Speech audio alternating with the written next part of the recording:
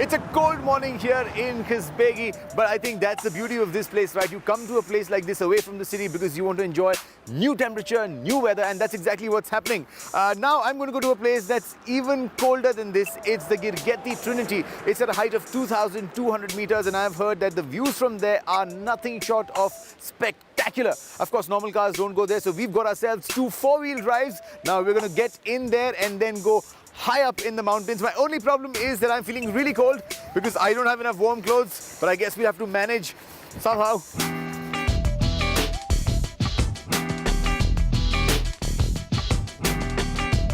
The road to the Girgeti Trinity is very rocky and uneven, but actually this is a hiker's paradise. On my way, I saw people across all ages trekking uphill. Some rode on horses, some even got their tents on their backpacks. What better place to cut oneself off from the rest of the world?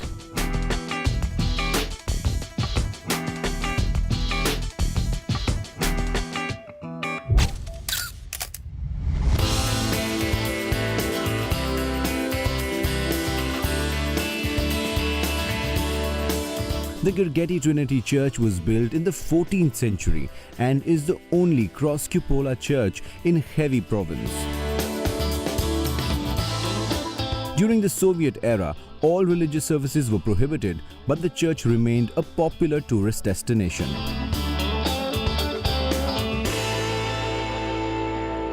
One can experience the best that nature has to offer with a snow-capped peak in the backdrop, with the sun shining bright on my face and the 14th century Girgeti Trinity Church right here.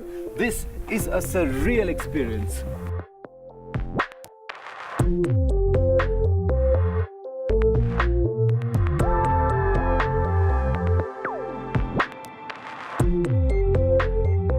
The bumpy to and fro journey from the church left me hungry, and we decided to stop over at a restaurant which looked very organic from the word go.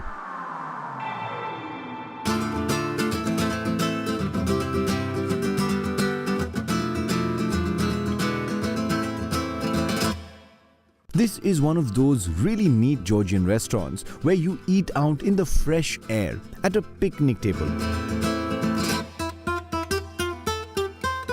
Only this establishment is tucked into a small gorge, hidden in the cool shade of tall trees and serenaded by a babbling brook. You can eat at a table high on a tree, built like a ship's crow nest, just like we did. So I have spent a few days in Georgia. I have absolutely loved my time so far. And if you were thinking, what has happened to Gaurav? He's not shown us any food. Has he stopped eating? Absolutely not. I have been binging. Every meal of mine has been a binge, thanks to my very pretty and knowledgeable teachers here, who've not only made me have some of the best Georgian food, but also have taught me a lot about it. So here's my time to share it with you guys. This is a typically laid out Georgian table, whether it's for lunch or for dinner. It's more or less the same way of eating, but they have a very different way of eating. Like us, they don't have all the food at the table at once. I mean, I've made them do it right now, but that's not how we have lunch or dinner. It's a very, very interesting way. They eat, they talk, they spend a little time on the table, and then one dish comes. Then the same procedure is followed, and then the other dish comes. So it's a constant flow of dishes on the table. So while you're at dinner or lunch, there's a constant flow. And I think that gives you a lot of time to interact with people that you're chatting with, or you're eating with rather.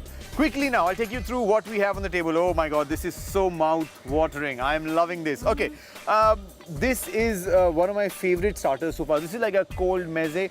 This is called khali. Okay, now khali is actually walnut mixed with vegetables, and then a lot of herbs and spices are used. Okay, the other thing here is the salad. Now, Georgians enjoy their tomatoes and cucumber very much. So a very typical and a very common salad that you will see on your dinner or lunch table is this salad, which has tomato and cucumber, and of course it has some parsley, some onion, and not to forget the walnut. You will find that in most of the things that they have. Okay, then what do we have? Some hot stuff.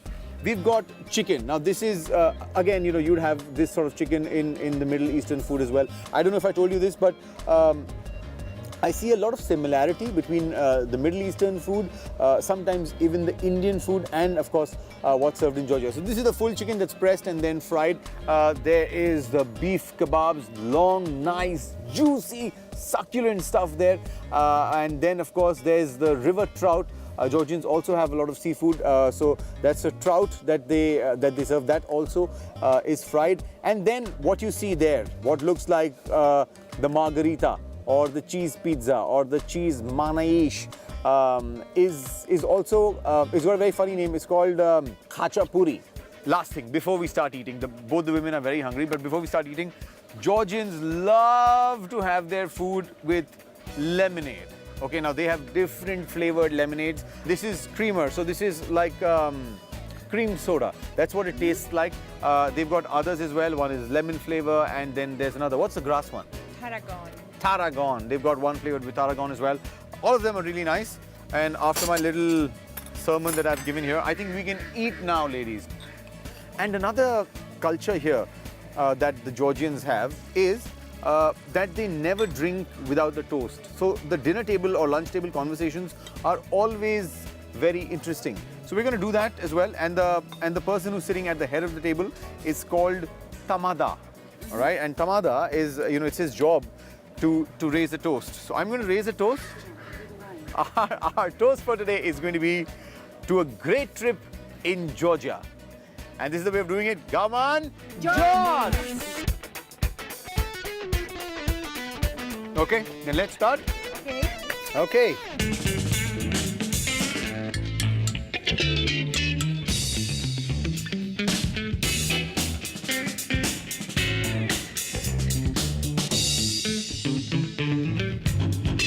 The restaurant didn't just feel organic, it's indeed completely organic. Everything here is made with fresh local produce. The tomatoes, the cheese, the watermelon, everything as fresh as one can find. Even the poultry is raised here.